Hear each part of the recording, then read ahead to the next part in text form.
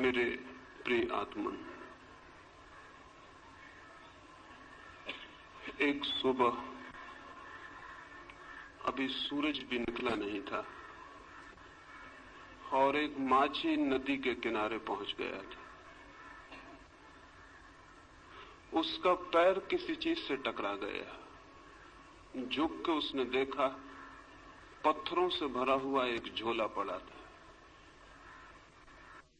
उसने अपना जाल किनारे पर रख दिया। वो सुबह सूरज के उगने की प्रतीक्षा करने लगा। सूरज उग आए, वो अपना जाल फेंके और मछलियां पकड़े। वो जो झोला उसे पड़ा हुआ मिल गया था जिसमें वो एक एक पत्थर निकाल के शांत नदी में फेंकने लगा। सुबह के सन्नाटे में उन पत्थरों की गिरने की छपाक की आवाज सुनता, फिर दूसरा पत्थर फेंकता।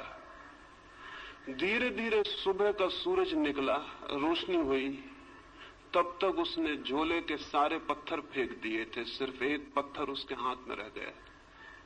सूरज की रोशनी में देखते से ही जैसे उसके हृदय की धड़कन बंद हो गई, सांस रुक गई। उसने जिन्हें पत्थर समझ के फेंक दिया था वे हीरे जवाहरात थे, लेकिन अब तो अंतिम हाथ में बचा था टुकड़ा और वो पूरे झोले को फेंक चुका था। और रोने लगा, चिल्लाने लगा। इतनी संपदा उसे मिल गई थी कि अनंत जन्मों के लिए काफी थी, लेकिन अंधेरे में अनजान अपरिचित उसने उस सारी संपदा को पत्थर समझ के फेंक दिया था। लेकिन फिर भी वो मछुआ सौभाग्यशाली था, क्योंकि अंतिम पत्थर फेंकने के पहले सूरज निकल आया था और उसे दिखाई पड़ गया था कि उसके हाथ में हीरा है। साधारणतः सभी लोग इतने सौभाग्यशाली नहीं होते। जिंदगी बीत जाती है, सूरज नहीं निकलता, सुबह नहीं होती, रोशनी नहीं आती और सारे जीवन के हीरे हम पत्थर समझ के फेंक चुके होते। जीवन एक बड़ी संपदा है, लेकिन आदमी सिवाय उसे फेंकने और गंवाने के कुछ भी नहीं करता है। जीवन क्या है ये भी पता नहीं चल पाता और हम उसे फेंक देते। जीवन में क्या छिपा था, कौन से राज, कौन सा रहस्य, कौन सा स्वर्ग, कौन सा आनंद, कौन सी मुक्ति, उस सब का कोई भी अनुभव नहीं हो पाता और जीवन हमारे हाथ से रिक्त हो जाता है। इन आने वाले 3 दिनों में जीवन की संपदा पर ही थोड़ी सी बातें मुझे कहनी। लेकिन जो लोग जीवन की संपदा को पत्थर मानकर बैठ गए हैं, वे कभी आंख खोलकर देख पाएंगे कि जिन्हें उन्होंने पत्थर समझा है वे हीरे माणिक हैं। ये बहुत कठिन है। और जिन लोगों ने जीवन को पत्थर मान के फेंकने में ही समय गंवा दिया है, अगर आज उनसे कोई कहने जाए कि जिन्हें तुम पत्थर समझ के फेंक रहे थे वहां हीरे मोती भी थे, तो वे नाराज होंगे, क्रोध से भर जाएंगे। इसलिए नहीं कि जो बात कही गई वो गलत है, बल्कि इसलिए कि ये बात इस बात का स्मरण दिलाती है कि उन्होंने बहुत सी संपदा फेंक दी। लेकिन चाहे हमने कितनी ही संपदा फेंक दी हो, अगर एक क्षण भी जीवन का शेष है तो फिर भी हम कुछ बचा सकते हैं और कुछ जान सकते हैं और कुछ पा सकते हैं। जीवन की खोज में कभी भी इतनी देर नहीं होती कि कोई आदमी निराश होने का कारण पाए। लेकिन हमने ये मान ही लिया है अंधेरे में, अज्ञान में, कि जीवन में कुछ भी नहीं है सिवाय पत्थरों के। जो लोग ऐसा मान के बैठ गए हैं उन्होंने खोज के पहले ही हार स्वीकार कर ली।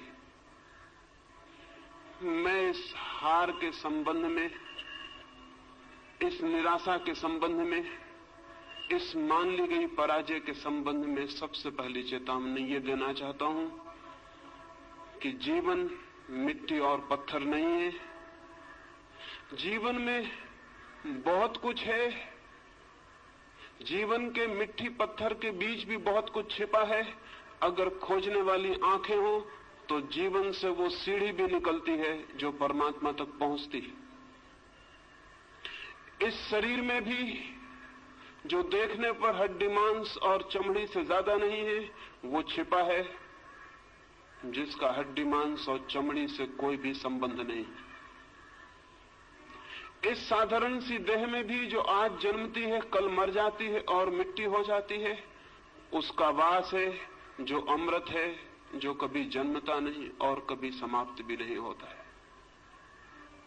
रूप के भीतर अरूप छिपा है और दृश्य के भीतर अदृश्य का वास है और मृत्यु के कुहासे में अमृति की ज्योति छिपी हुई है। मृत्यु के धुएं में अमृत की लौ भी छिपी हुई है, वो फ्लेम, वो ज्योति भी छिपी हुई है जिसकी कोई मृत्यु नहीं।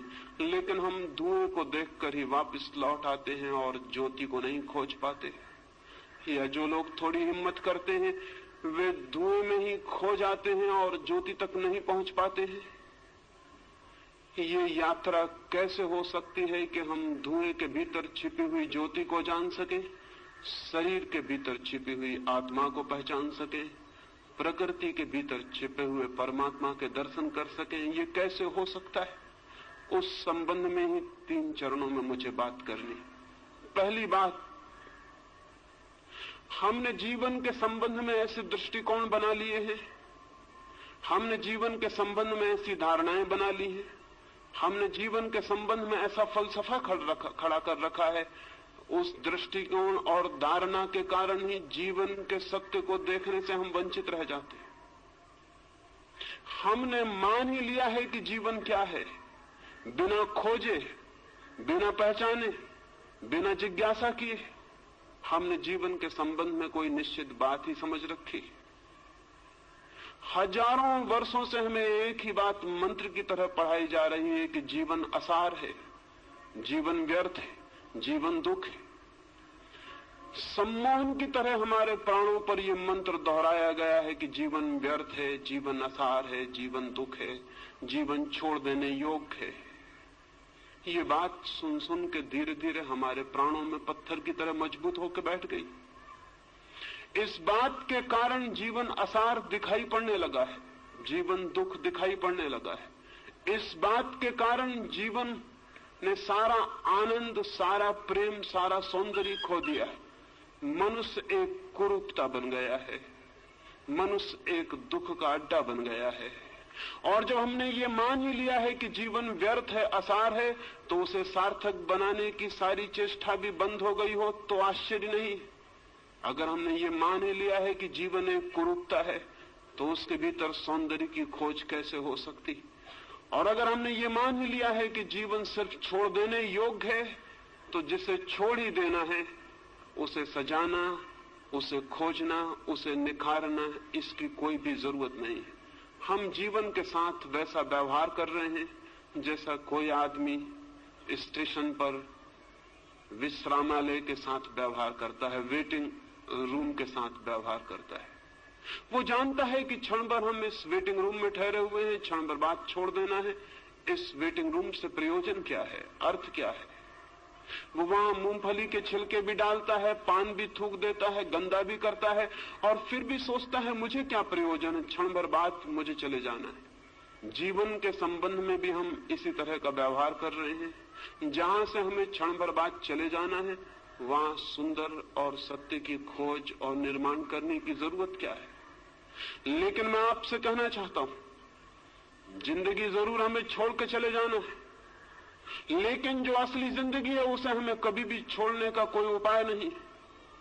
हम ये घर छोड़ देंगे, ये स्थान छोड़ देंगे, लेकिन जो जिंदगी का सत्य है वो सदा हमारे साथ होगा, वो हम स्वयं हैं। स्थान बदल जाएंगे, मकान बदल जाएंगे, लेकिन जिंदगी हमारे साथ होगी, उसके बदलने का कोई उपाय नहीं।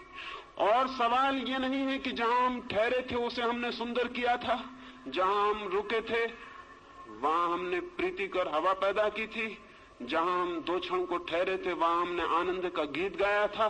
सवाल ये नहीं है कि वहां आनंद का गीत हमने गाया था।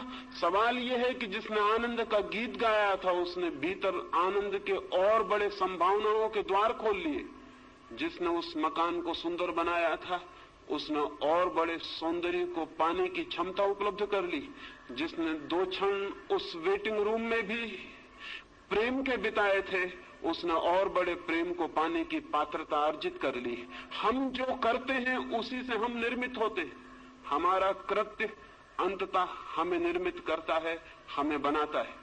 हम जो करते हैं वही धीरे धीरे हमारे प्राण और हमारी आत्मा का निर्माता हो जाता है। जीवन के साथ हम क्या कर रहे हैं इस पर निर्भर करेगा कि हम कैसे निर्मित हो रहे हैं। जीवन के साथ हमारा क्या व्यवहार है इस पर निर्भर होगा कि हमारी आत्मा किन दिशाओं में यात्रा करेगी, किन मार्गों पर जाएगी, किन नए जगतों की खोज करेगी।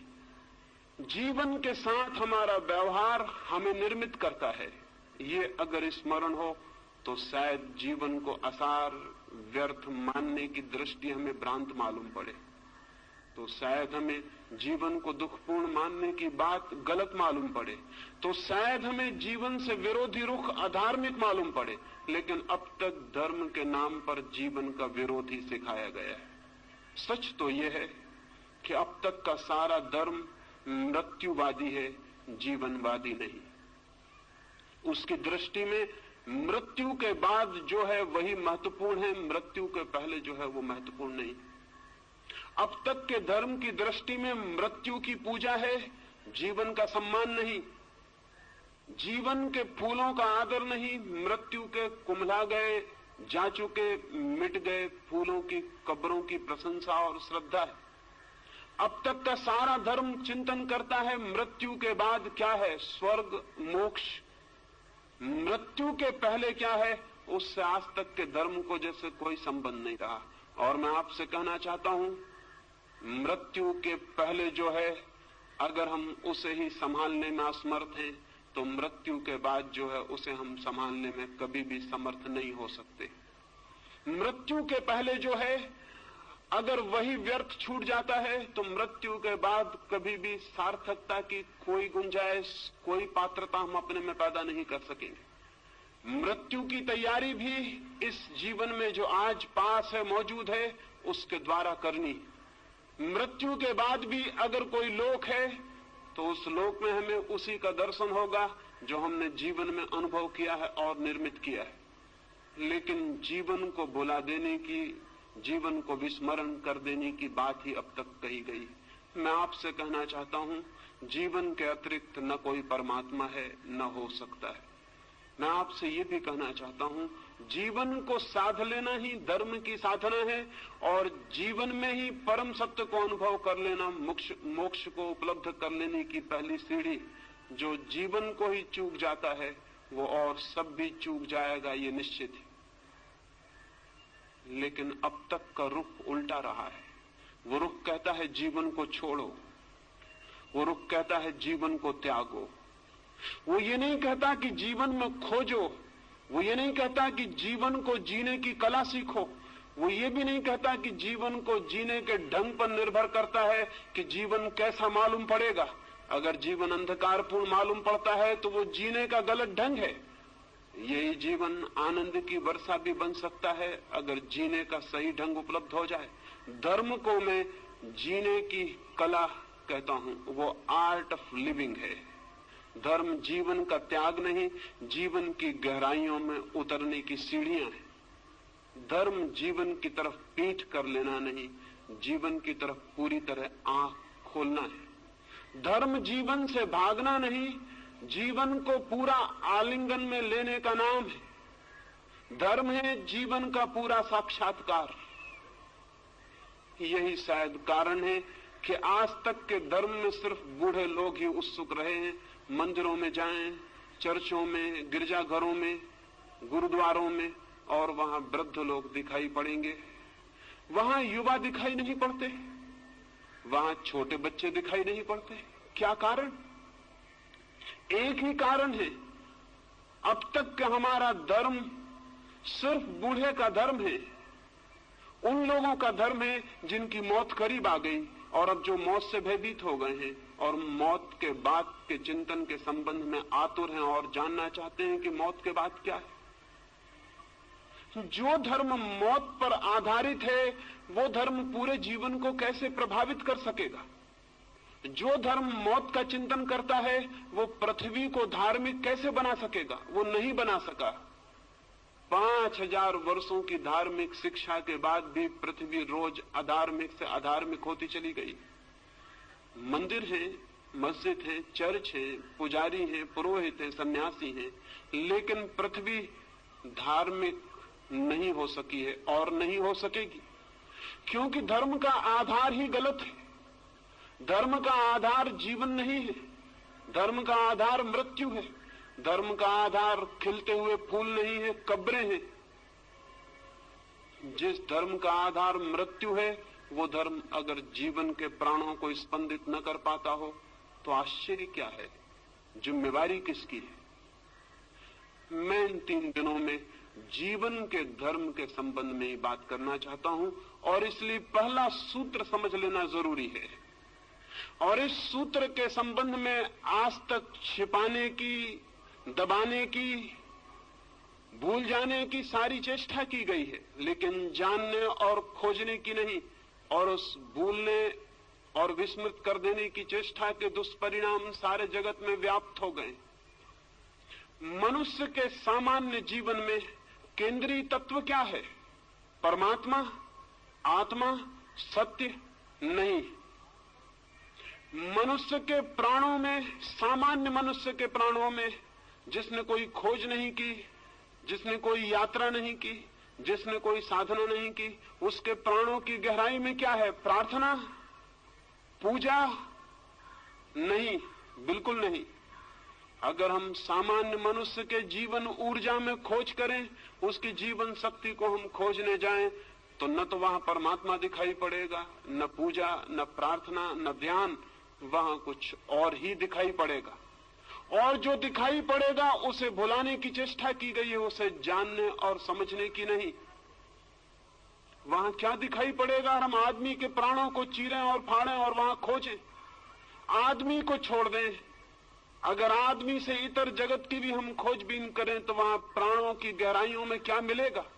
अगर हम एक पौधे की जांचबीन करें तो क्या मिलेगा? एक पौधा क्या कर रहा है? एक पौधा पूरी चेष्टा कर रहा है नए बीज उत्पन्न करने की। एक पौधे के सारे प्राण, सारा रस नए बीज इकट्ठे करने, जन्मने की चेष्टा कर रहा है। एक पक्षी क्या कर रहा है? एक पशु क्या कर रहा है? अगर हम सारी प्रकृति में खोजने जाएं तो हम पाएंगे सारी प्रकृति में एक ही क्रिया जोर से प्राणों को घेर कर चल रही है, और वो क्रिया है सतत सृजन की क्रिया, वो क्रिया है क्रिएशन की क्रिया, वो क्रिया है जीवन को पुनरुज्जीवित नए नए रूपों में जीवन देने की क्रिया। फूल बीज को संभाल रहे हैं, फल बीज को संभाल रहे हैं। बीज क्या करेगा? बीज फिर पौधा बनेगा, फिर फूल बनेगा, फिर फल बनेगा। अगर हम सारे जीवन को देखें तो जीवन जन्मने की एक अनंत क्रिया का नाम। जीवन एक ऊर्जा है जो स्वयं को पैदा करने के लिए सतत संलग्न है और सतत चेष्टाशील। आदमी के भीतर भी वही है। आदमी के भीतर उस सतत सृजन की चेष्टा का नाम हमने सेक्स दे रखा है, काम दे रखा है। इस नाम के कारण उस ऊर्जा को एक गाली मिल गई, एक अपमान। इस नाम के कारण एक निंदा का भाव पैदा हो गया। मनुष्य के भीतर भी जीवन को जन्म देने की सतत चेष्टा चल रही है। हम उसे सेक्स कहते हैं, हम उसे काम की शक्ति कहते हैं। लेकिन काम की शक्ति क्या है? समुद्र की लहरें आकर टकरा रही हैं। समुद्र के तट से हजारों लाखों वर्षों से लहरें चली आती हैं, टकराती हैं, लौट जाती हैं, फिर आती हैं, टकराती हैं, लौट जाती हैं। जीवन भी हजारों वर्षों से अनंत अनंत लहरों में टकरा रहा है। जरूर जीवन कहीं उठना चाहता है। ये समुद्र की लहरें, जीवन की ये लहरें कहीं ऊपर पहुंचना चाहती हैं, लेकिन किनारों से टकराती हैं और नष्ट हो जाती हैं। फिर नई लहरें आती हैं, टकराती हैं और नष्ट हो जाती हैं। ये जीवन का सागर इतने अरबों वर्षों से टकरा रहा है, संघर्ष ले रहा है, रोज उठता है, गिर जाता है। क्या होगा प्रयोजन इसके पीछे? जरूर इसके पीछे कोई बृहत्तर ऊंचाइयां छूने का आयोजन चल रहा है। जरूर इसके पीछे कुछ और गहराइयां जानने का प्रयोजन चल रहा है। जरूर जीवन की सतत प्रक्रिया के पीछे कुछ और महानतर जीवन पैदा करने का प्रयास चल रहा है। मनुष्य को जमीन पर आए बहुत दिन नहीं हुए, कुछ लाख वर्ष हुए। उसके पहले मनुष्य नहीं था, लेकिन पशु थे। पशुओं को आए हुए भी बहुत ज्यादा समय नहीं हुआ। एक जमाना था कि पशु भी नहीं थे, लेकिन पौधे थे। पौधों को आए भी बहुत समय नहीं हुआ। एक समय था कि पौधे भी नहीं थे, पत्थर थे, पहाड़ थे, नदियां थी, सागर था। पत्थर, पहाड़, नदियों की वो जो दुनिया थी, वो किस बात के लिए पीड़ित थी? वो पौधों को पैदा करना चाहती थी। पौधे धीरे धीरे पैदा हुए, जीवन ने एक नया रूप लिया, पृथ्वी हरियाली से भर गई, फूल खिले। लेकिन पौधे भी अपने में तृप्त नहीं थे। वे सतत जीवन को जन्म देते रहे। उनकी भी कोई चेष्टा चल रही थी। वे पशुओं को, पक्षियों को जन्म देना चाहते थे। पशु पक्षी पैदा हुए। हजारों लाखों वर्षों तक पशु पक्षियों से भरा हुआ था ये जगत, लेकिन मनुष्य का कोई पता न था। पशुओं और पक्षियों के प्राणों के भीतर निरंतर मनुष्य भी निवास कर रहा था, पैदा होने की चेष्टा कर रहा था। फिर मनुष्य पैदा हुआ। अब मनुष्य किस लिए है? मनुष्य निरंतर नए जीवन को पैदा करने के लिए आतुर है। हम उसे सेक्स कहते हैं, हम उसे काम की वासना कहते हैं, लेकिन उस वासना का मूल अर्थ क्या है? मूल अर्थ इतना है, मनुष्य अपने पर समाप्त नहीं होना चाहता, आगे भी जीवन को पैदा करना चाहता। लेकिन क्यों? क्या मनुष्य के प्राणों में मनुष्य से ऊपर किसी सुपरमैन को, किसी महामानव को पैदा करने की कोई चेष्टा चल रही? निश्चित ही चल रही। निश्चित ही मनुष्य के प्राण इस चेष्टा में संलग्न है कि मनुष्य से श्रेष्ठतर जीवन जन्म पा सके, मनुष्य से श्रेष्ठतर प्राणी आविर्भूत हो सके।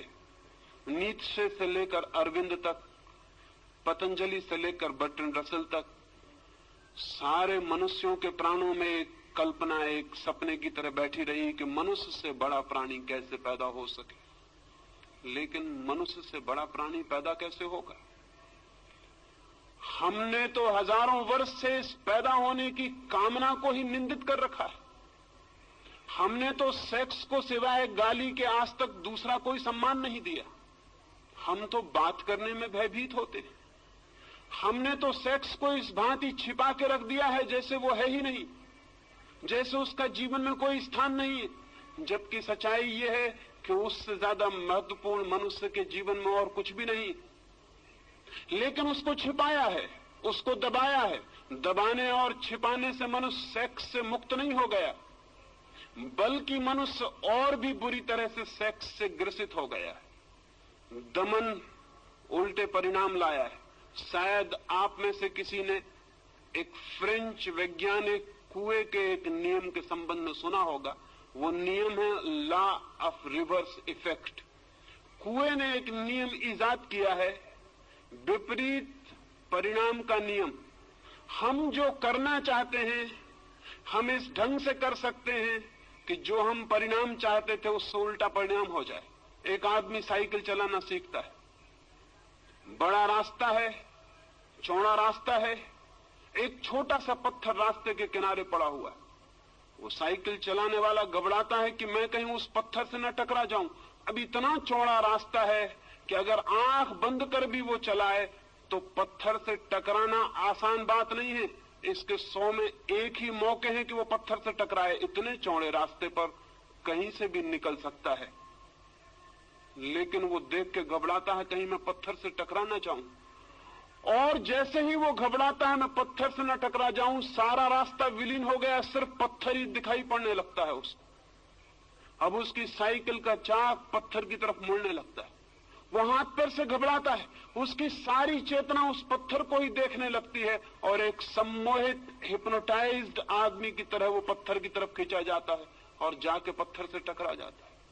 नया साइकिल सीखने वाला उसी से टकरा जाता है जिससे बचना चाहता है। लैंप पोस्ट से टकरा जाता है, पत्थर से टकरा जाता है। इतना बड़ा रास्ता था कि अगर कोई निशानेबाज ही चलाने की कोशिश करता तो उस पत्थर से टकरा सकता था, लेकिन ये सिक्खड़ आदमी कैसे उस पत्थर से टकरा गया।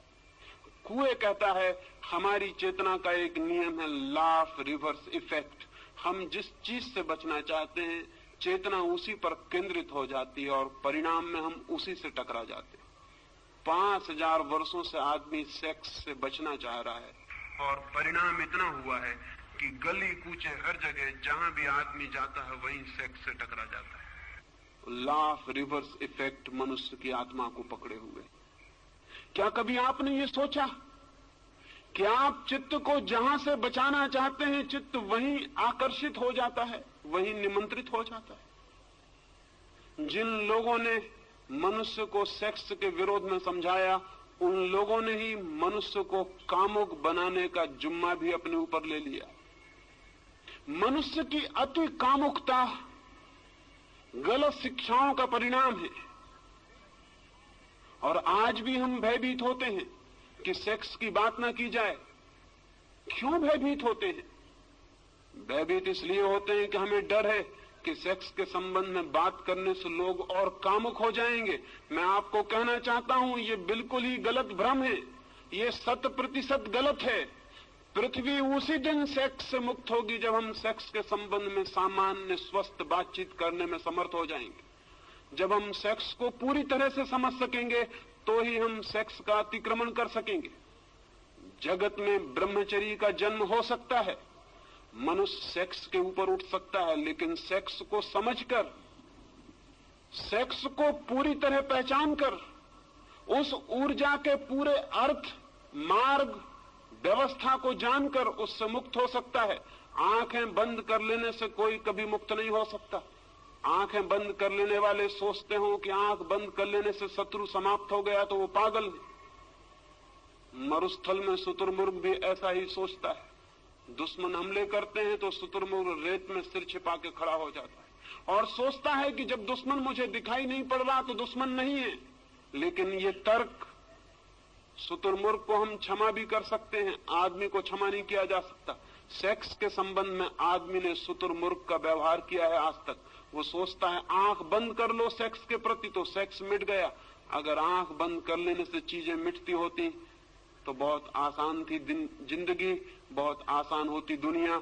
आंखें बंद करने से कुछ मिटता नहीं, बल्कि जिस चीज के संबंध में हम आंखें बंद करते हैं, हम प्रमाण देते हैं कि हम उससे भयभीत हो गए हैं, हम डर गए हैं, वो हमसे ज्यादा मजबूत है, उससे हम जीत नहीं सकते, इसलिए हम आंख बंद करते हैं। आंख बंद करना कमजोरी का लक्षण है। और सेक्स के बाबत सारी मनुष्य जाति आंख बंद करके बैठ गई। न केवल आंख बंद करके बैठ गई है, बल्कि उसने सब तरह की लड़ाई भी सेक्स से ली और उसके परिणाम, उसके दुष्परिणाम सारे जगत में ज्ञात है। अगर 100 आदमी पागल होते हैं तो उसमें से 98 आदमी सेक्स को दबाने की वजह से पागल होते। अगर हजारों स्त्रियां हिस्टीरिया से परेशान हैं तो उसमें से 100 में से 99 स्त्रियों के पीछे हिस्टीरिया के, मिर्गी के, बेहोशी के सेक्स की मौजूदगी है, सेक्स का दमन मौजूद है। अगर आदमी इतना बेचैन, अशांत, इतना दुखी और पीड़ित है तो इस पीड़ित होने के पीछे उसने जीवन की एक बड़ी शक्ति को बिना समझे उसकी तरफ पीठ खड़ी कर ली है, उसका कारण। और परिणाम उल्टे आते हैं।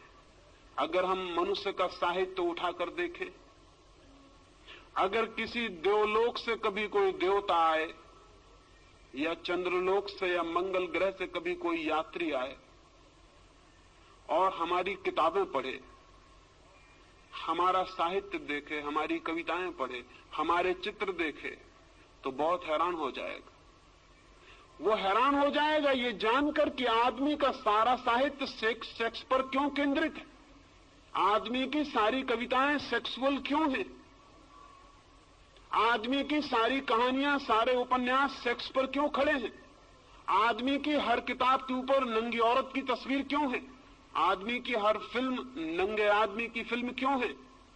वो आदमी बहुत हैरान होगा। अगर कोई मंगल से आके हमें इस हालत में देखेगा तो बहुत हैरान होगा। वो सोचेगा आदमी सेक्स के सिवाय क्या कुछ भी नहीं सोचता। और आदमी से अगर पूछेगा, बातचीत करेगा, तो बहुत हैरान हो जाएगा। आदमी बातचीत करेगा आत्मा की, परमात्मा की, स्वर्ग की, मोक्ष की, सेक्स की कभी कोई बात नहीं करेगा। और उसका सारा व्यक्तित्व चारों तरफ से सेक्स से भरा हुआ है। वो मंगल ग्रह का वासी तो बहुत हैरान होगा। वो कहेगा बातचीत कभी नहीं की जाती जिस चीज की, उसको चारों तरफ से तृप्त करने की हजार हजार पागल कोशिशें क्यों की जा रही।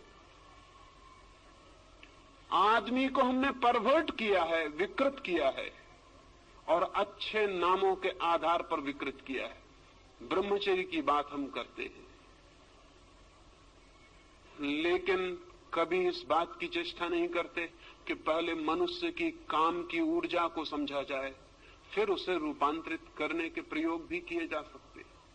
बिना उस ऊर्जा को समझे दमन की, संयम की सारी शिक्षा मनुष्य को पागल, विक्षिप्त और रुग्ण करेगी।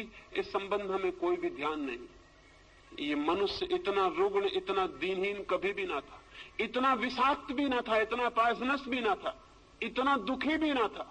मैंने एक अस्पताल के पास से मैं निकलता था, मैंने एक तख्ते पर अस्पताल की एक सूचना लिखी हुई पढ़ी। लिखा था उस तख्ते पर, एक आदमी को बिच्छू ने काटा, उसका इलाज किया गया, वो एक दिन में ठीक होकर घर वापस चला गया है। एक दूसरे आदमी को सांप ने काटा था, उसका 3 दिन में इलाज किया गया, वो स्वस्थ होकर घर वापस लौट गया है। उस पर तीसरी सूचना थी कि एक और आदमी को पागल कुत्ते ने काट लिया था, उसका 10 दिन से इलाज हो रहा है, वो काफी ठीक हो गया है और शीघ्र ही उसके पूरी तरह ठीक हो जाने की उम्मीद है। और उस पर एक चौथी सूचना भी थी कि एक आदमी को एक आदमी ने काट लिया था, उसे कई सप्ताह हो गए, वो बेहोश है और उसके ठीक होने की भी कोई उम्मीद नहीं। मैं बहुत हैरान हुआ, आदमी का काटा हुआ इतना जहरीला हो सकता है। लेकिन अगर हम आदमी की तरफ देखेंगे तो दिखाई पड़ेगा आदमी के भीतर बहुत जहर इकट्ठा हो गया है। और उस जहर के इकट्ठे हो जाने का पहला सूत्र यह है कि हमने आदमी की निसर्ग को, उसकी प्रकृति को स्वीकार नहीं किया, उसकी प्रकृति को दबाने और जबरदस्ती तोड़ने की चेष्टा की। मनुष्य के भीतर जो शक्ति है, उस शक्ति को रूपांतरित करने की, ऊंचा ले जाने की, आकाशगामी बनाने का हमने कोई प्रयास नहीं किया। उस शक्ति के ऊपर हम जबरदस्ती कब्जा करके बैठ गए हैं। वो शक्ति नीचे से ज्वालामुखी की तरह उबल रही है और धक्के दे रही है। वो आदमी को किसी भी क्षण उल्टा देने की चेष्टा कर रही, और इसलिए जरा सा मौका मिल जाता है तो आपको पता है सबसे पहली बात क्या होती। अगर एक हवाई जहाज गिर पड़े तो आपको सबसे पहले उस हवाई जहाज में अगर पायलट हो और आप उसके पास जाएं, उसकी लाश के पास, तो आपको पहला प्रश्न क्या उठेगा मन में? क्या आपको ख्याल आएगा ये हिंदू है या मुसलमान? नहीं। क्या आपको ख्याल आएगा कि ये भारतीय है कि चीनी? नहीं। आपको पहला ख्याल आएगा ये आदमी है या औरत।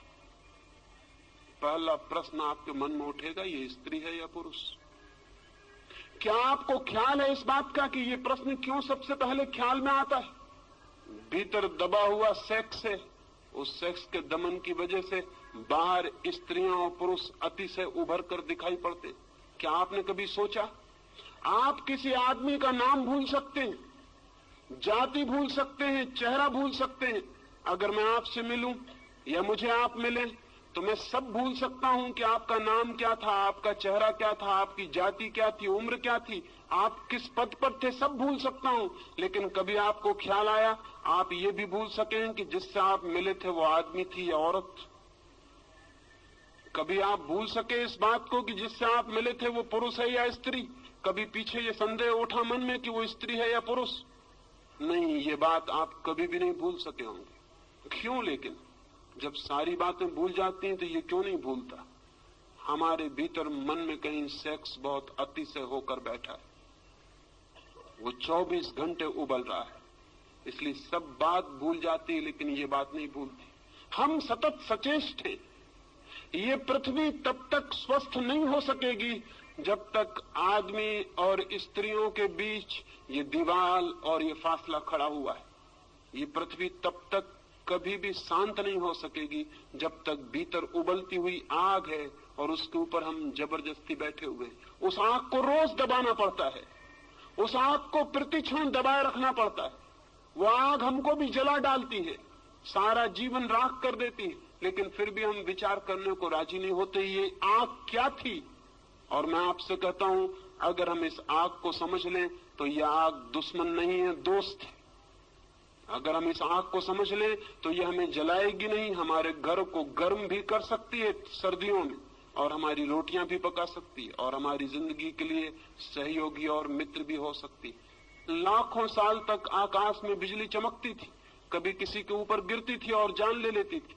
कभी किसी ने सोचा भी ना था कि एक दिन घर में पंखा चलाएगी ये बिजली, कभी ये रोशनी करेगी अंधेरे में, ये किसी ने सोचा नहीं था।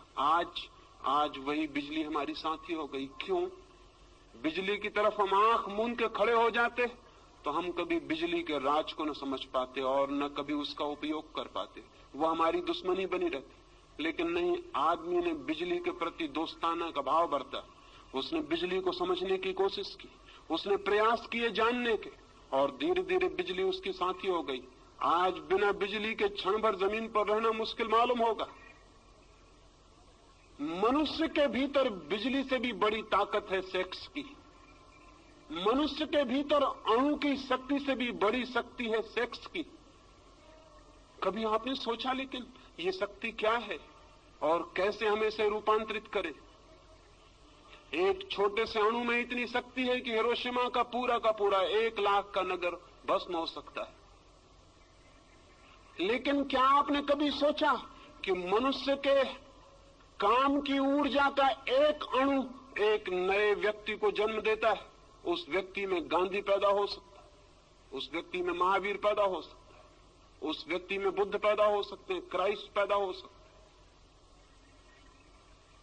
उससे आइंस्टीन पैदा हो सकता है और न्यूटन पैदा हो सकता है। एक छोटा सा अणु एक मनुष्य की काम ऊर्जा का एक गांधी को छिपाए हुए, गांधी जैसा विराट व्यक्तित्व जन्म पा सकता है। लेकिन हम सेक्स को समझने को राजी नहीं, लेकिन हम सेक्स की ऊर्जा के संबंध में बात करने की हिम्मत जुटाने को राजी नहीं।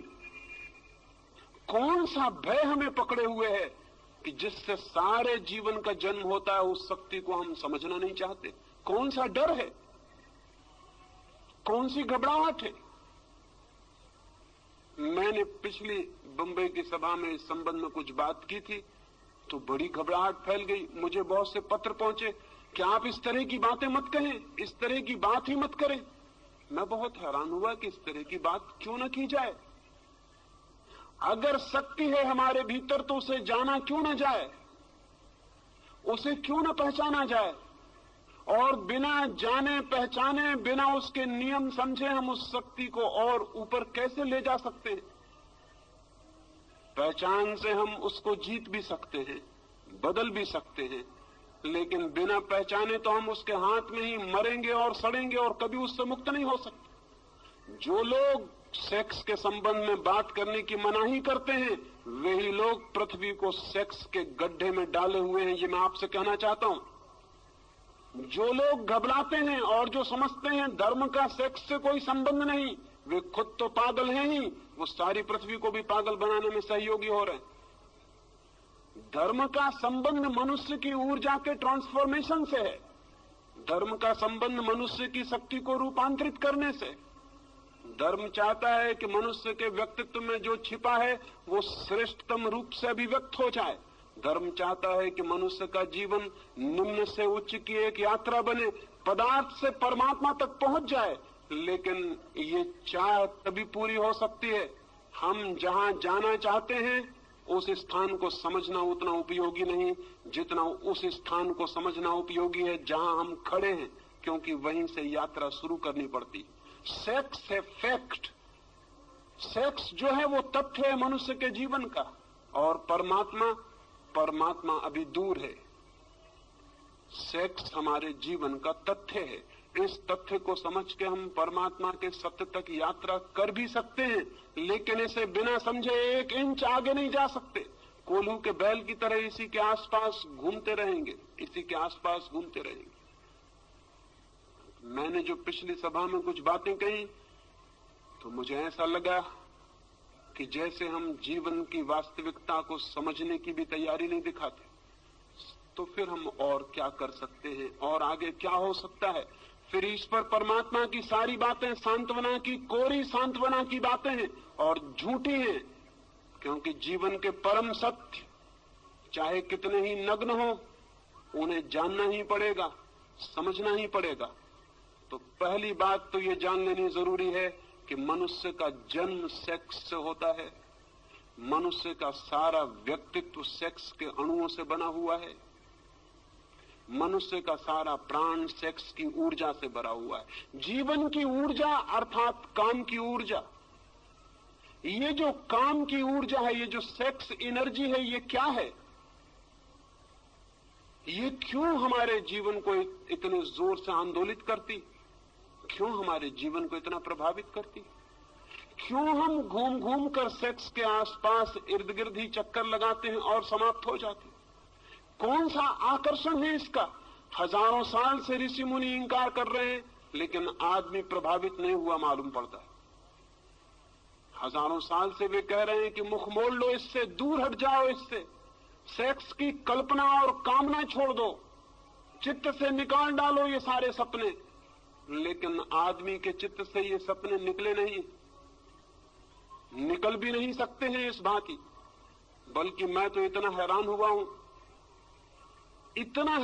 हूं, मैं वैश्याओं से भी मिला हूं, लेकिन वैश्याओं ने मुझसे सेक्स की बात नहीं की, उन्होंने आत्मा परमात्मा के संबंध में पूछताछ की। और मैं साधु सन्यासियों से भी मिलता हूं, वे जब भी अकेले में मिलते हैं तो सिवाय सेक्स के और किसी बात के संबंध में पूछताछ नहीं करते। मैं बहुत हैरान हुआ, मैं हैरान हुआ हूं इस बात को जानकर कि साधु सन्यासियों को जो निरंतर इसके विरोध में बोल रहे हैं, वे खुद भी चित्त के तल पर वहीं ग्रसित हैं, वहीं परेशान हैं। तो जनता में आत्मा परमात्मा की बात करते हैं, लेकिन भीतर उनके भी समस्या वही होगी भी, स्वाभाविक है, क्योंकि हमने उस समस्या को समझने की ही चेष्टा नहीं की है। हमने उस ऊर्जा के नियम भी नहीं जानने चाहे, और हमने कभी ये भी नहीं पूछा कि मनुष्य का इतना आकर्षण क्यों है, कौन सिखाता है सेक्स आपको? सारी दुनिया तो सिखाने के विरोध में सारे उपाय करती है। माँ बाप चेष्टा करते हैं कि बच्चे को पता न चल जाए, शिक्षक चेष्टा करते हैं, धर्मशास्त्र चेष्टा करते हैं, कहीं कोई स्कूल नहीं, कहीं कोई यूनिवर्सिटी नहीं, लेकिन आदमी अचानक एक दिन पाता है कि सारे प्राण काम की आतुरता से भर गए। ये कैसे हो जाता है? बिना सिखाए ये कैसे हो जाता है? सत्य की शिक्षा दी जाती है, प्रेम की शिक्षा दी जाती है, उसका तो कोई पता नहीं चलता। इस सेक्स का इतना प्रबल आकर्षण, इतना नैसर्गिक केंद्र क्या है? जरूर इसमें कोई रहस्य है और इसे समझना जरूरी है, तो शायद हम इससे मुक्त भी हो सकते।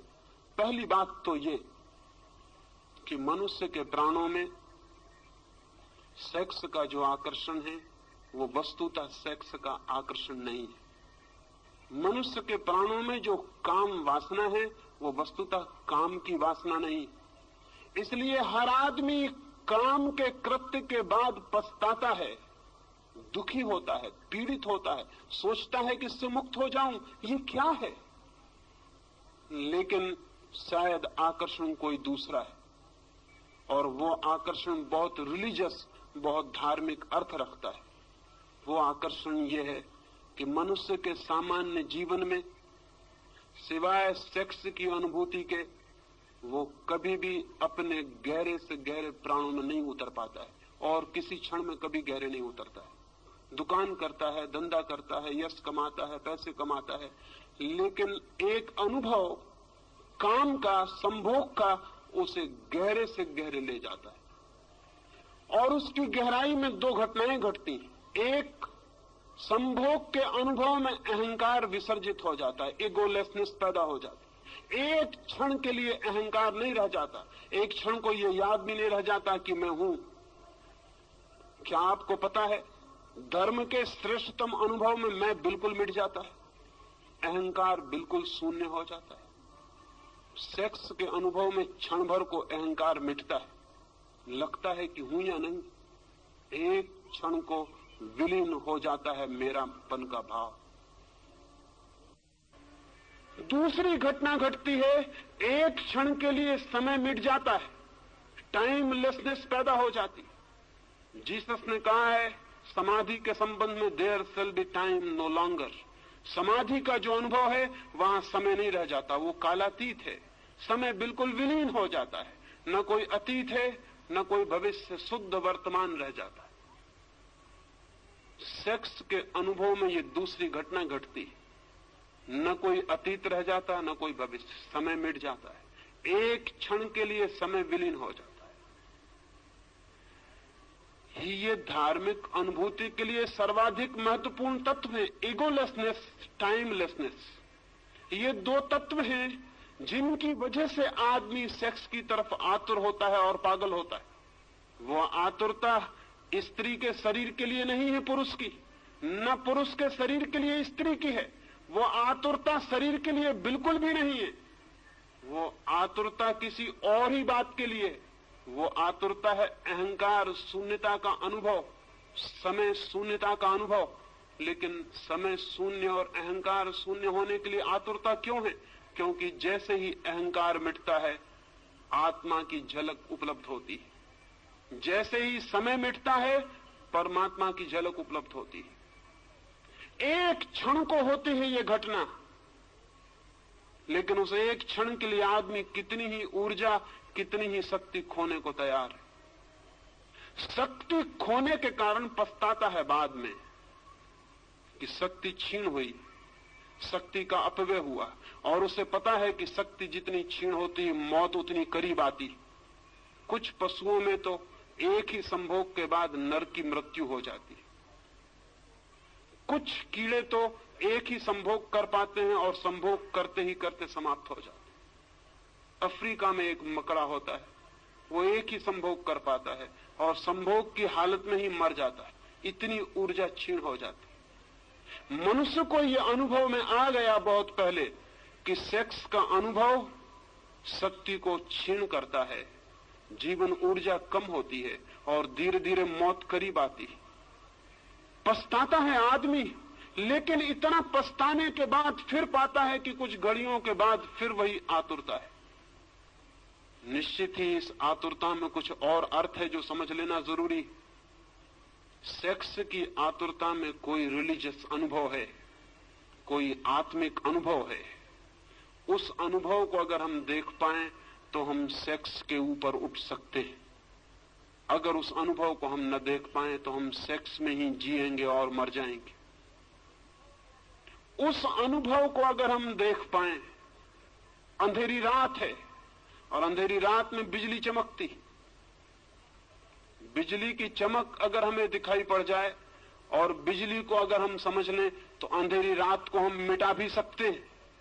लेकिन अगर हम ये समझ लें कि अंधेरी रात के कारण बिजली चमकती है तो फिर हम अंधेरी रात को और घना करने की कोशिश करेंगे ताकि बिजली चमके। सेक्स की घटना में बिजली चमकती है, एक वो सेक्स से अतीत है, ट्रांसेंड करती है, पार से आती। उस पार के अनुभव को अगर हम पकड़ लें तो हम सेक्स के ऊपर उठ सकते हैं, अन्यथा नहीं। लेकिन जो लोग सेक्स के विरोध में खड़े हो जाते हैं वे अनुभव को समझ भी नहीं पाते कि वो अनुभव क्या है। वे कभी ये ठीक विश्लेषण भी नहीं कर पाते कि हमारी आतुरता किस चीज के लिए। मैं आपसे कहना चाहता हूं कि संभोग का इतना आकर्षण क्षणिक समाधि के लिए है, और संभोग से आप उस दिन मुक्त होंगे जिस दिन आपको समाधि बिना संभोग के मिलना शुरू हो जाएगी। उसी दिन संभोग से आप मुक्त हो जाएंगे, सेक्स से मुक्त हो जाएंगे। क्योंकि एक आदमी 1000 रुपए खोकर थोड़ा सा अनुभव पाता हो और कल हम उसे बता दें कि रुपए खोने की कोई जरूरत नहीं, इस अनुभव की तो खदानें भरी पड़ी हैं, तुम चलो इस रास्ते से और उस अनुभव को पालो, तो फिर वो 1000 रुपए खो के उस अनुभव को खरीदने बाजार में नहीं जाएगा। सेक्स जिस अनुभूति को लाता है, अगर वो अनुभूति किन्हीं और मार्गों से उपलब्ध हो सके तो आदमी का चित्त सेक्स की तरफ बढ़ना अपने आप बंद हो जाता है, उसका चित्त एक नई दिशा लेना शुरू कर देता है। इसलिए मैं कहता हूं जगत में समाधि का पहला अनुभव मनुष्य को सेक्स के अनुभव से ही उपलब्ध हुआ है। लेकिन वो बहुत महंगा अनुभव है, वो अति महंगा अनुभव है। और दूसरे कारण है कि वो अनुभव कभी एक क्षण से ज्यादा गहरा नहीं हो सकता। एक क्षण को झलक मिलेगी और हम वापस अपनी जगह पर लौट आते। एक क्षण को किसी लोक में उठ जाते हैं, किसी गहराई पर, किसी पीक एक्सपीरियंस पर, किसी शिखर पर पहुंचना होता है और हम पहुंच भी नहीं पाते और वापस गिर जाते। जैसे समुद्र की एक लहर आकाश में उठती, उठ भी नहीं पाती, पहुंच भी नहीं पाती हवाओं में, सिर उठा भी नहीं पाती और गिरना शुरू हो जाता है। ठीक हमारा सेक्स का अनुभव, बार बार शक्ति को इकट्ठा करके हम उठने की चेष्टा करते हैं किसी गहरी जगत में, किसी ऊंचे जगत में। एक क्षण को हम उठ भी नहीं पाते और सब लहर बिखर जाती है, हम वापस अपनी जगह खड़े हो जाते हैं और उतनी शक्ति और ऊर्जा को गंवा देते हैं। लेकिन अगर सागर की लहर बर्फ का पत्थर बन जाए, जम जाए और बर्फ हो जाए, तो फिर उसे नीचे गिरने की कोई जरूरत नहीं है। आदमी का चित्त जब तक सेक्स के तरलता में बहता है, तब तक वापस उठता है, गिरता है, उठता है, गिरता है। सारा जीवन यही करता है। और जिस अनुभव के लिए इतना तीव्र आकर्षण है, ईगोलेसनेस के लिए, अहंकार शून्य हो जाए, मैं आत्मा को जान लूं, समय मिट जाए और मैं उसको जान लूं जो इटर्नल है, जो टाइमलेस है, उसको जान लूं जो समय के बाहर है, अनंत और अनादि है, उसे जानने की चेष्टा में सारा जगत सेक्स के केंद्र पर घूमता रहता है। लेकिन अगर हम इस घटना के विरोध में खड़े हो जाएं सिर्फ, तो क्या होगा? तो क्या हम उस अनुभव को पालेंगे जो सेक्स से एक झलक की तरह दिखाई पड़ता? नहीं। अगर हम सेक्स के विरोध में खड़े हो जाते हैं तो सेक्स ही हमारी चेतना का केंद्र बन जाता। हम सेक्स से मुक्त नहीं होते, उससे बंध जाते। वो लॉ ऑफ रिवर्स इफेक्ट काम शुरू कर देता। फिर हम उससे बंध गए, फिर हम भागने की कोशिश करते हैं और जितनी हम कोशिश करते हैं उतने ही बंधते चले जाते हैं। एक आदमी बीमार था और बीमारी कुछ उसे ऐसी थी कि दिन रात उसे भूख लगती थी। सच तो यह है उसे बीमारी कुछ भी ना थी, भोजन के संबंध में उसने कुछ विरोध की किताबें पढ़ ली थी। उसने पढ़ लिया था कि भोजन पाप है, उपवास पुण्य है, कुछ भी खाना हिंसा करना है। जितना वो ये सोचने लगा कि भोजन करना पाप है, उतना ही भूख को दबाने लगा। जितनी भूख को दबाने लगा उतनी भूख असर्ट करने लगी, जोर से प्रकट होने लगी। तो वो 2-4 दिन उपवास करता था और एक दिन पागल की तरह कुछ भी खा जाता था। जब कुछ भी खा लेता था तो बहुत दुखी होता था, क्योंकि फिर खाने की तकलीफ झेलनी पड़ती थी। फिर पश्चाताप में 2-4 दिन उपवास करता था और फिर कुछ भी खा लेता। आखिर उसने तय किया कि ये घर रहते हुए नहीं हो सकेगा, ठीक, मुझे जंगल चले जाना चाहिए। वो पहाड़ पर गया, एक हिल स्टेशन पर जाकर एक कमरे में रहा। घर के लोग भी परेशान हो गए। उसकी पत्नी ने ये सोचकर कि शायद वो पहाड़ पर अब जाके भोजन की बीमारी से मुक्त हो जाएगा, उसने खुशी में बहुत से फूल उसे पहाड़ पर भिजवाए कि मैं बहुत खुश हूं कि तुम शायद पहाड़ से अब स्वस्थ होकर वापस लौटोगे, मैं शुभ कामना के रूप में ये फूल तुम्हें भेज रही हूं। उस आदमी का वापस तार आया। उसने तार में लिखा, many thanks for the flowers, they are so delicious.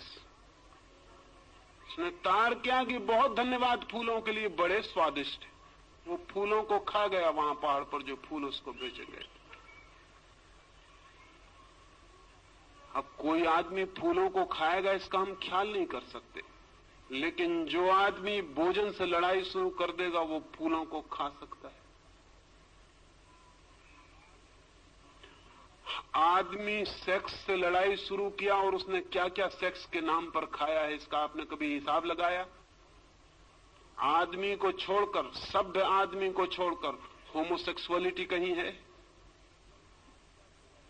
जंगल में आदिवासी रहते हैं, उन्होंने कभी कल्पना भी नहीं की है कि होमोसेक्सुअलिटी जैसी चीज भी हो सकती, कि पुरुष और पुरुष के साथ संभोग कर सकते हैं, ये भी हो सकता है। ये कल्पना के बाहर है।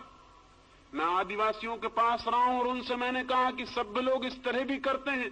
वो कहने लगे हमारे विश्वास के बाहर है, ये कैसे हो सकता है?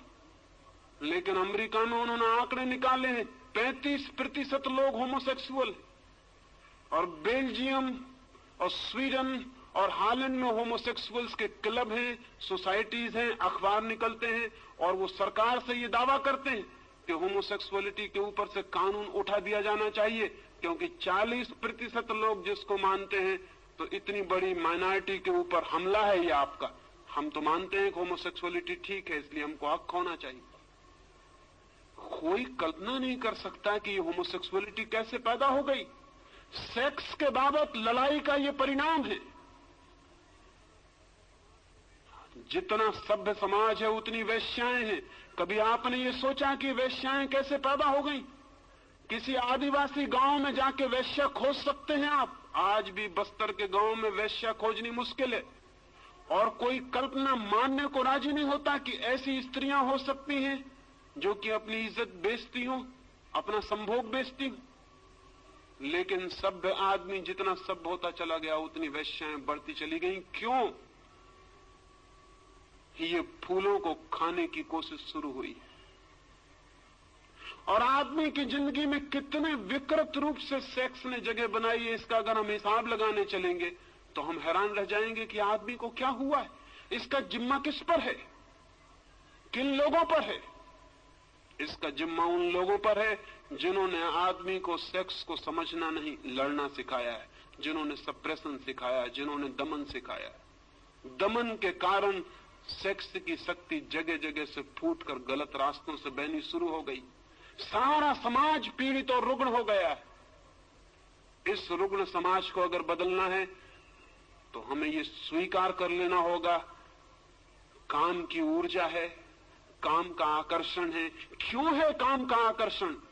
काम के आकर्षण का जो बुनियादी आधार है, उस आधार को अगर हम पकड़ लें तो मनुष्य को हम काम की जगत से ऊपर उठा सकते हैं। और मनुष्य निश्चित काम के जगत के ऊपर उठ जाए तो ही राम का जगत शुरू होता है।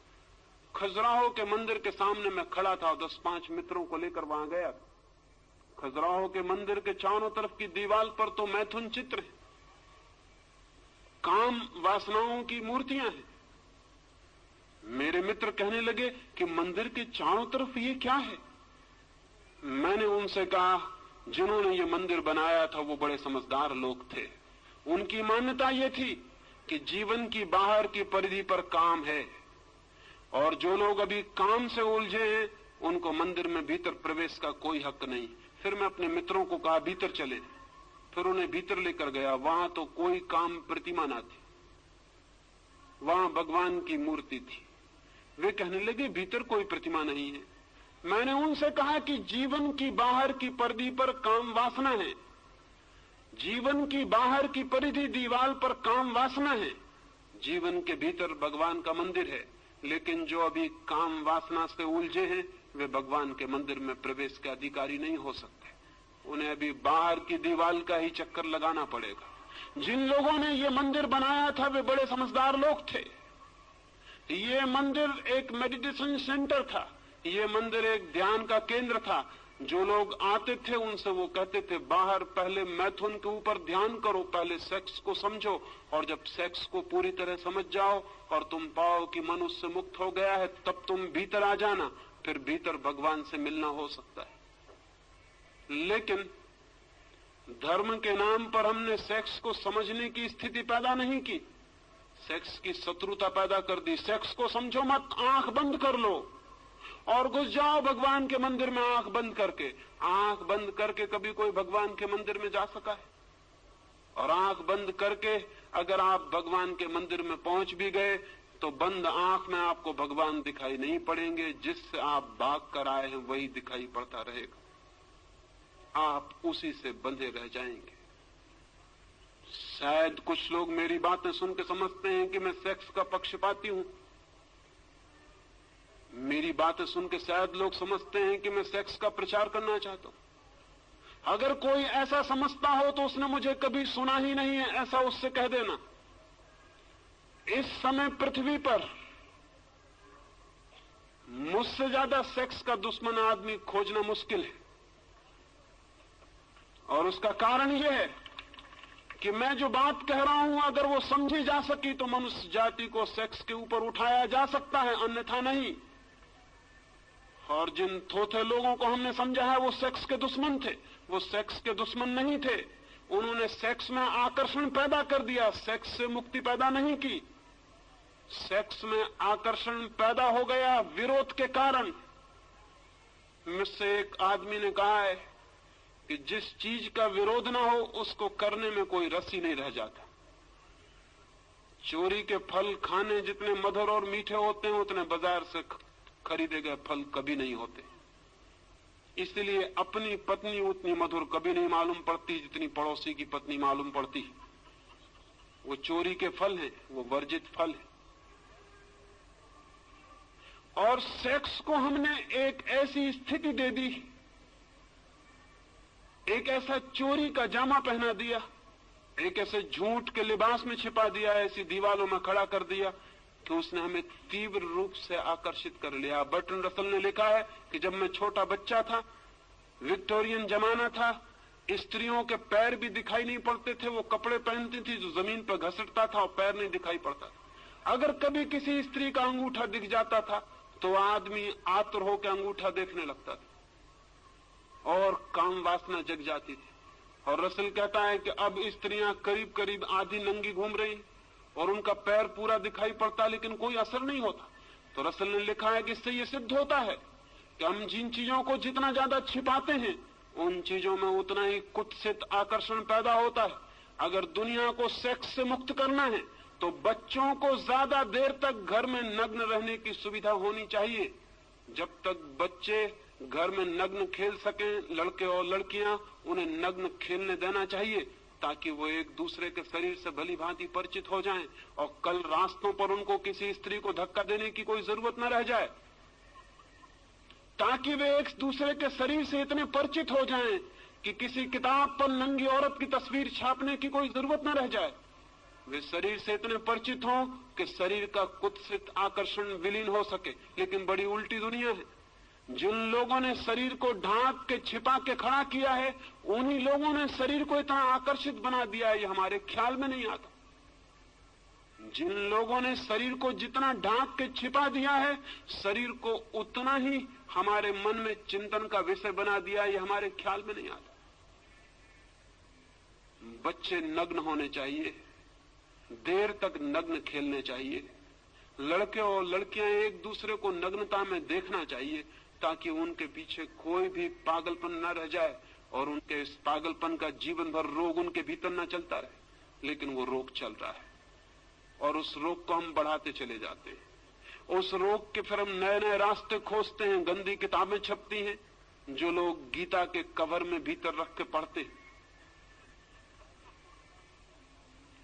बाइबल में दबा लेते हैं और पढ़ते हैं।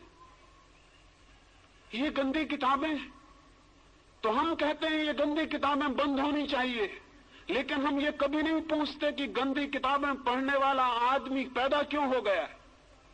हम कहते हैं नंगी तस्वीरें दीवारों पर नहीं लगनी चाहिए, लेकिन हम कभी नहीं पूछते कि नंगी तस्वीरें कौन आदमी देखने को आता है। वही आदमी आता है जो स्त्रियों के शरीर को देखने से वंचित रह गया है। एक कुतूहल जाग गया है, क्या है स्त्री का शरीर। और मैं आपसे कहता हूं, वस्त्रों ने स्त्री के शरीर को जितना सुंदर बना दिया है उतना सुंदर स्त्री का शरीर है नहीं। वस्त्रों में ढांक कर शरीर छिपा नहीं है और उघड़ के प्रकट हुआ है। ये सारी की सारी चिंतना हमारी विपरीत फल ले आई। इसलिए आज एक बात आपसे कहना चाहता हूं पहले दिन की चर्चा में, वो ये, सेक्स क्या है, उसका आकर्षण क्या है, उसकी विकृति क्यों पैदा हुई है। अगर हम ये 3 बातें ठीक से समझ लें तो मनुष्य का मन इनके ऊपर उठ सकता है। उठना चाहिए, उठने की जरूरत है, लेकिन उठने की चेष्टा गलत परिणाम लाई है, क्योंकि हमने लड़ाई खड़ी की है, हमने मैत्री खड़ी नहीं की, दुश्मनी खड़ी की है, सप्रेशन खड़ा किया है, दमन किया है, समझ पैदा नहीं की। अंडरस्टैंडिंग चाहिए, सप्रेशन नहीं, समझ चाहिए। जितनी गहरी समझ होगी मनुष्य उतना ही ऊपर उठता है, जितनी कम समझ होगी उतना ही मनुष्य दबाने की कोशिश करता है, और दबाने के कभी भी कोई सफल परिणाम, सुफल परिणाम, स्वस्थ परिणाम उपलब्ध नहीं होते। मनुष्य के जीवन की सबसे बड़ी ऊर्जा है काम, लेकिन काम पर रुक नहीं जाना है, काम को राम तक ले जाना है। सेक्स को समझना है ताकि ब्रह्मचर्य फलित हो सके, सेक्स को जानना है ताकि हम सेक्स से मुक्त हो सकें और ऊपर उठ सकें।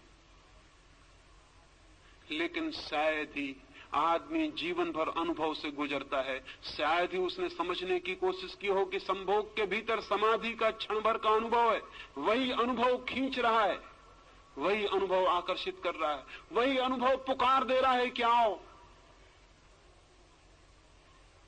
ध्यान पूर्वक उस अनुभव को जान लेना है कि कौन सा अनुभव मुझे आकर्षित कर रहा है, कौन मुझे खींच रहा है। और मैं आपसे कहता हूं, उस अनुभव को पाने के सुगम रास्ते हैं ध्यान, योग, सामायिक, प्रार्थना, सब उस अनुभव को पाने के मार्ग हैं। लेकिन वही अनुभव हमें आकर्षित कर रहा है, ये सोच लेना, जान लेना जरूरी है। एक मित्र ने मुझे लिखा कि आपने ऐसी बातें कही कि मां के साथ बेटी बैठी थी वो सुन रही है, बाप के साथ बेटी बैठी है वो सुन रही है, ऐसी बातें सबके सामने नहीं करनी चाहिए। मैंने उनसे कहा आप बिल्कुल पागल हैं।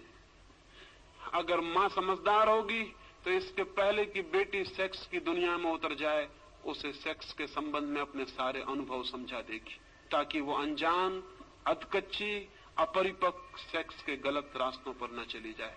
अगर बाप योग्य है और समझदार है तो अपने बेटे को और अपनी बेटी को अपने सारे अनुभव बता देगा,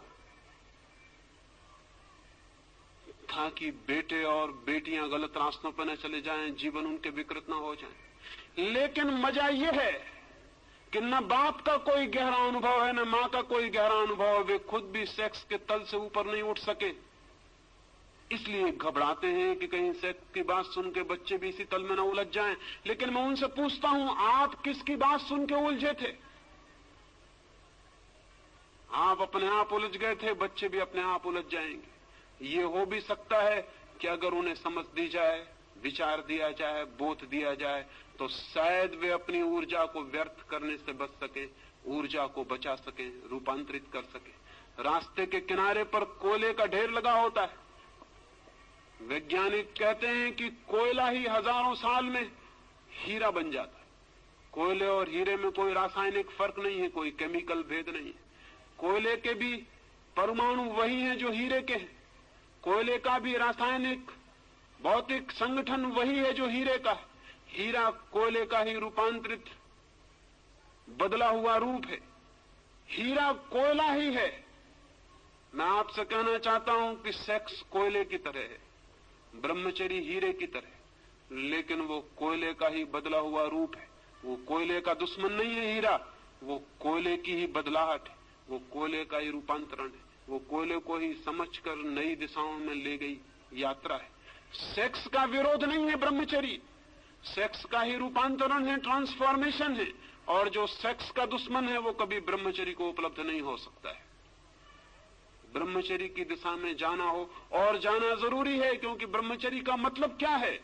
ब्रह्मचर्य का इतना मतलब है वो अनुभव उपलब्ध हो जाए जो ब्रह्म की चर्या जैसा है, जैसा भगवान का जीवन हो वैसा जीवन उपलब्ध हो जाए। ब्रह्मचर्य यानी ब्रह्म की चर्या, ब्रह्म जैसा जीवन, परमात्मा जैसा अनुभव उपलब्ध हो जाए, वो हो सकता है अपनी शक्तियों को समझकर रूपांतरित करने से।